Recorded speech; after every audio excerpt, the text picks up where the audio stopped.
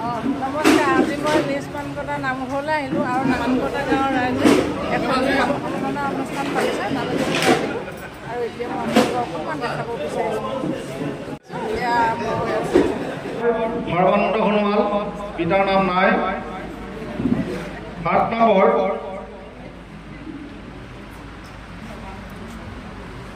অঞ্জুমান সোণোৱাল। অকণমান ভিডিঅ' কৰিছোঁ। ইমান এই তালিকাখনত এতিয়া আমি ক্ৰমান্বয়ে সন্মানৰ অনুষ্ঠানটো আৰম্ভ কৰিম।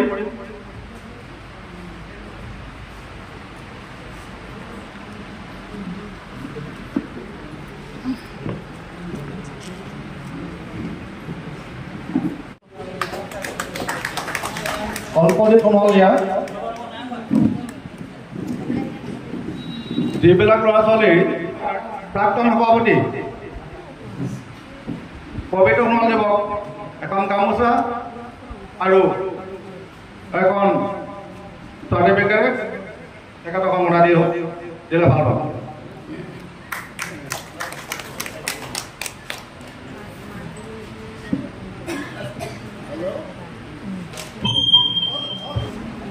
এয়া মানৱ সোণোৱাল, প্ৰথম স্থান দখল কৰিছে তেখেতে। ইয়াৰ পিছতে শ্ৰীমতী বৰষা সোণোৱাল,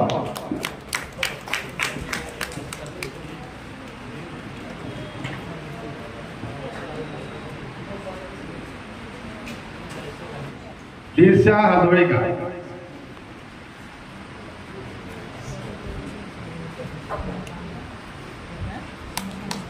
প্ৰথম শ্ৰেণী দখল।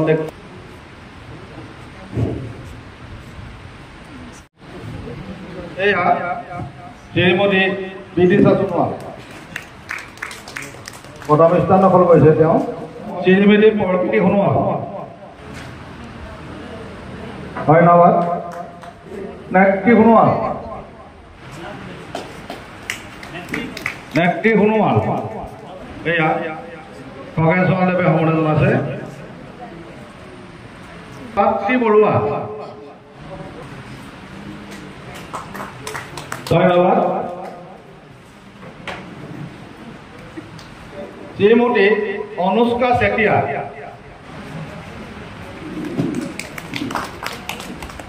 ধন্যবাদ। ইয়াৰ পিছতে আছিলে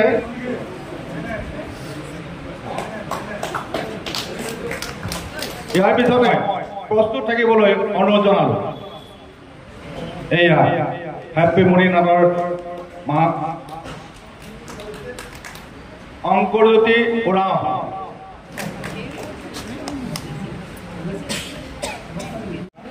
পংকজ হাজৰিকা,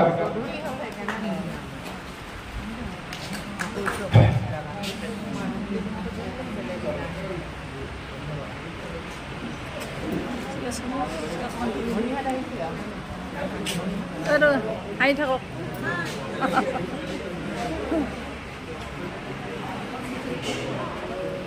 ধন্যবাদ।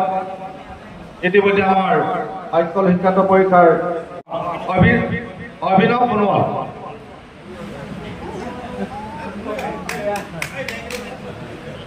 ধন্যবাদ।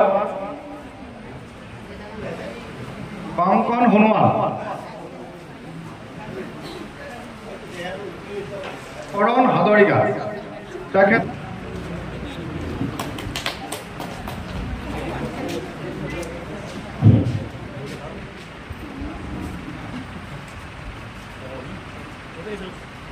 অকণমান চাবা। ধন্যবাদ। প্ৰেমচীয়া হাজৰিকা,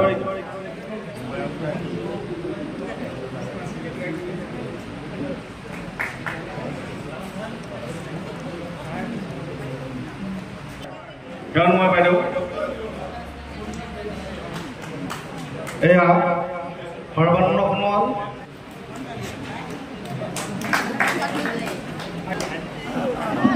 ধন্যবাদ। এই অঞ্চলমানৰ ককাইক, তেখেতক আমি চাৰ্টিফিকেট আৰু তেখেতৰ সম্বৰ্ধনা আমি অৰ্পণ কৰিলোঁ।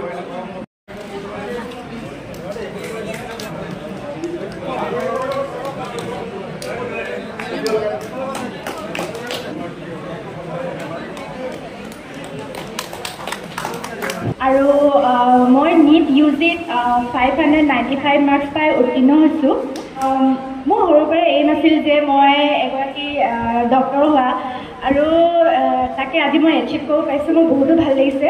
মই এবছৰ ড্ৰপ দিছিলোঁ কাৰণ যোৱাবাৰ মই 1 নম্বৰ কাৰণে থাকি গৈছিলোঁ, আৰু সেই এবছৰদিন মা দেউতাই মোক বহুত মানে উৎসাহ দিছিল যে তই কষ্ট কৰচোন, তই কেলৈ নোৱাৰিবি।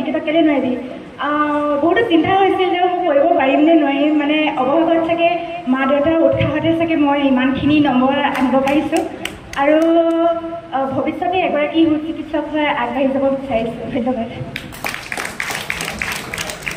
নমস্কাৰ, মোৰ নাম নিহাৰিকা সোণোৱাল। মই নীট UGত 587 মাৰ্কছ পাই উত্তীৰ্ণ হৈছোঁ। ময়ো 1 বছৰ ড্ৰপ দিছিলোঁ। যোৱা বছৰ মোৰ নীটটো বৰ ভাল হোৱা নাছিল, 352 পাইছিলোঁ, কিন্তু এইবাৰ মই ড্ৰপ দি কিনে ইমান পাবলৈ সক্ষম হৈছোঁ। চাগে মই মোৰ মা দেউতাৰ অবিহনে ইমানখিনি আগবাঢ়িব নোৱাৰিলোহেঁতেন। তেওঁলোকে সদায় মোক সাহস দিছিলে যে তই পাৰিবি, আৰু তেওঁলোকৰ অবিহনে যাতে মই ইমান নোৱাৰিলোহেঁতেন। আৰু মোৰ এতিয়াও মনত আছে যে যোৱা বছৰ মই এটা ভুল কাম কৰিছিলোঁ, যে মই ৰাতি পঢ়িছিলোঁ, কিন্তু ৰাতি পঢ়াটো ইমান এফেক্টিভ নহয়, কাৰণ তেতিয়া আমি বেছি ফোন চোৱা হয়। সেইবাবে মই এবাৰ ৰাতি সোনকালে শুই ৰাতিপুৱা উঠি পঢ়িছিলোঁ, সেই তেতিয়া বেছি এফেক্টিভ হ'ল। মই সিমানখিনি মানে প্ৰমাণ পাইছোঁ। সেইবাবে মোৰ যিমান ভাইটি ভণ্টি আছে তেওঁলোকক ক'ব বিচাৰিছোঁ যে তোমালোকে ভালকৈ টাইম টেবল এখন বনাই লোৱা, ভালকৈ পঢ়া, আৰু বেছি ফোন চাই ইমান মানে সময় নষ্ট নকৰাই ভাল, কাৰণ বহুতখিনি এনেকৈ সময় নষ্ট হৈ যায়, আৰু ভালকৈ পঢ়িবা, সেয়াই ক'ব বিচাৰিছোঁ। আৰু ভৱিষ্যতে যাতে মই এজন সুচিকিৎসক হ'ল তাৰ আশীৰ্বাদ কৰিম। ধন্যবাদ। আমি যিটো পবিত্ৰ অনুষ্ঠানৰ হৈ যিখণ্ড পবিত্ৰ ভূমিত থিয় হৈ আছোঁ, এই নিজ মানকটা গাঁৱৰ নামঘৰৰ প্ৰতি আমাৰ শ্ৰদ্ধা জ্ঞাপন কৰিছোঁ, আমাৰ ভক্তিভৰা সেৱা নিবেদিছোঁ।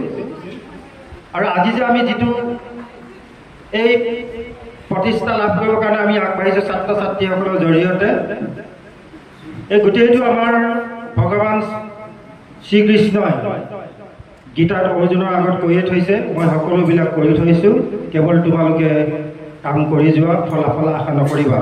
আৰু মই ভাবিছোঁ আমাৰ ছাত্ৰ ছাত্ৰীসকলে যিখিনি কষ্ট কৰি তেওঁলোকে আজি ইপ্সিত ফলাফল লাভ কৰিছে, সেই ফলাফলৰ আঁৰত তেওঁলোকৰ একান্ত ইচ্ছা, অভিভাৱকবৃন্দৰ অক্লান্ত চেষ্টা নিহিত হৈ আছে।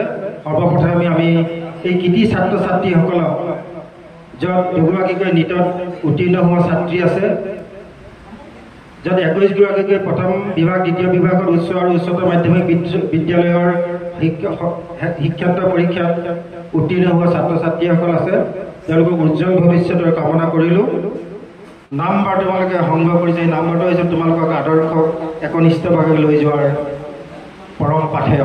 গতিকে এই নম্বৰবিলাকক যদি আমি সন্মান কৰি আগবাঢ়ি যাব পাৰোঁ, প্ৰতিদিনাই নিজৰ লগত যদি নিজে আমি প্ৰতিযোগিতা কৰিব পাৰোঁ, আজিতকৈ আমি যি ভাল কৰিলোঁ কাইলৈ যদি আৰু ভাল কৰিবৰ কাৰণে চেষ্টা কৰোঁ, এইটো হৈছে আমাৰ জীৱনৰ ইপ্সিত লক্ষ্যত আমি উত্তীৰ্ণ হ'ব পাৰিম।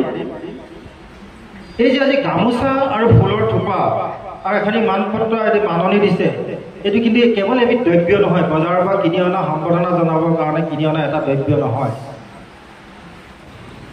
প্ৰশান্ত কুমৰাণ ডাঙৰীয়া, আমাৰ নহ'লে শ্ৰদ্ধাৰ বয়োজ্যেষ্ঠ মাননীয় ভক্তি সুন্দৰ ডাঙৰীয়া, এইবাৰ কৃতি ছাত্ৰ ছাত্ৰীসকলৰ অভিভাৱকসকল, আমাৰ গাঁৱৰে মোৰ শ্ৰদ্ধাৰ ৰাইজসকল, লগতে আমাৰ কৃতি ছাত্ৰ ছাত্ৰীসকল, আমি আজি অভিনন্দন অনুষ্ঠানটো যিধৰণে পাতিব লাগে আমি সেইখিনি আদতে সফল হৈছোঁ নাই নাজানো, কিন্তু তাৰ মানদণ্ড আপোনালোকে নিজে নিৰ্ধাৰণ কৰিব।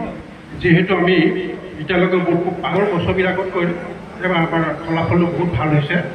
আমি গতিকে আজি যিসকল কৃতি ছাত্ৰ ছাত্ৰীসকলে আমাৰ গাঁৱৰ সন্মান কঢ়িয়াই আনিলে, বিশেষকৈ দ্বিতীয় যি দুগৰাকী ছাত্ৰীয়ে গাঁওখনক সন্মান কঢ়িয়াই আনিলে, তেওঁলোকক মই প্ৰথমতে শলাগৰ শৰাই হিচাপে তেওঁলোকেও তেওঁলোকক ধন্যবাদ জ্ঞাপন কৰিছোঁ, শলাগৰ শৰাই আগবঢ়াইছোঁ।